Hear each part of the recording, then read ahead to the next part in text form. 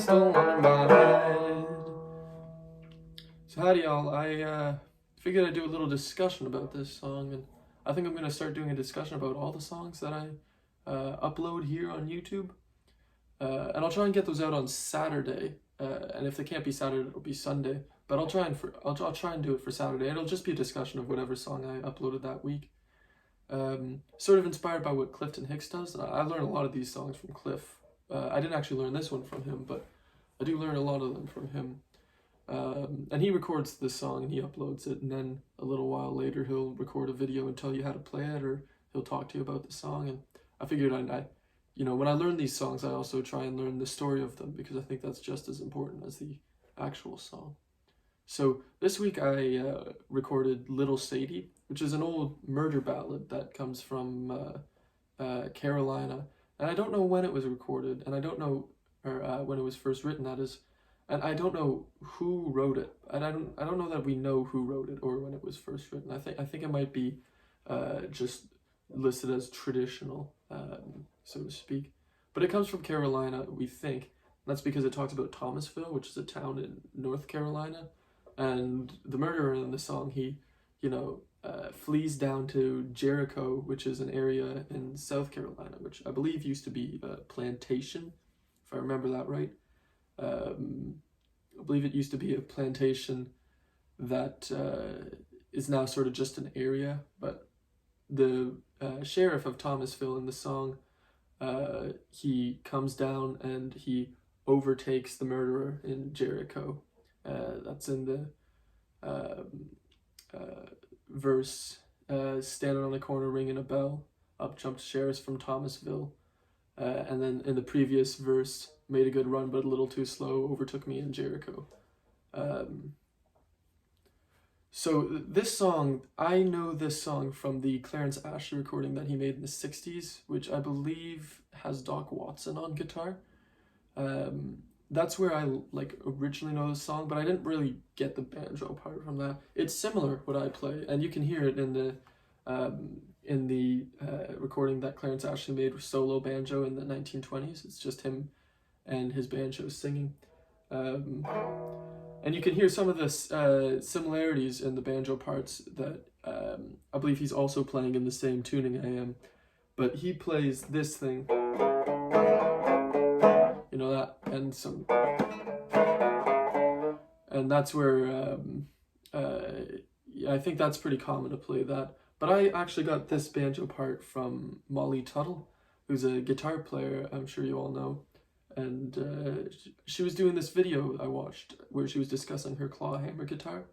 And she tuned her guitar up into open D tuning, which has the 5 middle strings are basically how a banjo is tuned, but relative to D if the banjo is tuned in D rather than being tuned in G.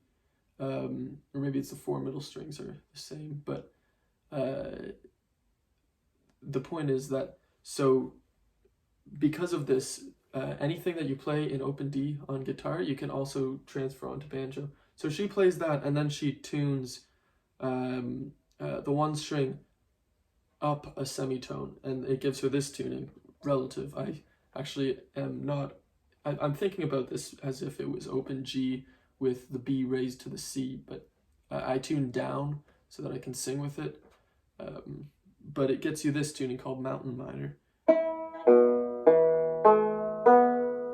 It's sort of a suspended chord for you jazz nerds. But that would be G, D, G, C, D. And like I said, that's not actually the notes. That's just how I'm thinking of it, because I down tune. It's relative. But then she goes about playing it, and she's playing like,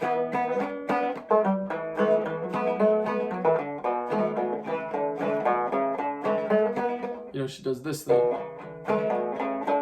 And I when I first started playing this song, I felt that was kind of square. Not that Molly Tuttle is square at all, or that I should be telling Molly Tuttle how to play. She's worlds better than I will ever be, but I liked this. I thought that sounded more menacing and, kind of darker, which I thought was cool.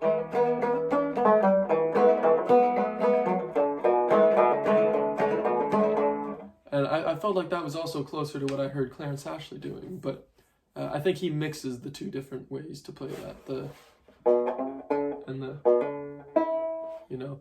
The one thing that I think that is interesting to note about this tune is that there's two versions of it. There's this version, which is Little Sadie, and a lot of people have recorded this. I think even Bob Dylan's got a version of this, which I think he put on Self-Portrait. I think he's actually he even might have two recordings of it on Self-Portrait. But the other version, and I think actually Bob Dylan's version is more similar to this version. The other version is called Cocaine Blues, which Johnny Cash recorded on this record, the Live at Folsom Prison record. And that one, it's the same story, a lot of the same lyrics, but it's a completely different like melody. I wish I could play you the record, but I'd probably get demonetized. But the way he sings it is, late one night I was making my rounds, I took a shot of cocaine and I shot my woman down. I went back home, jumped into bed, I put that lovin' 44 beneath my head. And he does it kind of more, it's Johnny Cash, he does it a little more country rather than like old time folk. Sometimes you'll hear that version called Little Sadie, which is, like I said, I think Bob Dylan's version is actually more similar to that than it is to Little Sadie. And sometimes you'll hear Little Sadie called Cocaine Blues, but I think both of those aren't totally right, because I don't think it's very often that you hear anybody named Sadie in Cocaine Blues, and it's like I've never heard a version of Little Sadie where they mention anything about cocaine. So as much as they're the same song, I wouldn't, when you play that version, call it Cocaine Blues, and when you play this version, call it Little Sadie. I think that's the right way to do that. And what's interesting about Cocaine Blues also to note, this is a different Cocaine Blues than what Dave Van Ronk recorded and what a lot of people have recorded, which where the guitar part is like and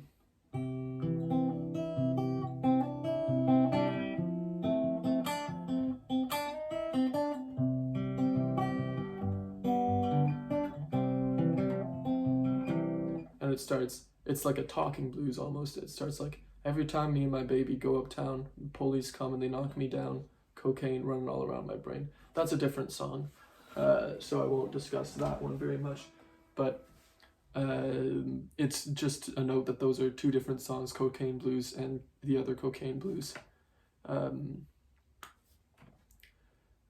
So I don't really know quite how to end this.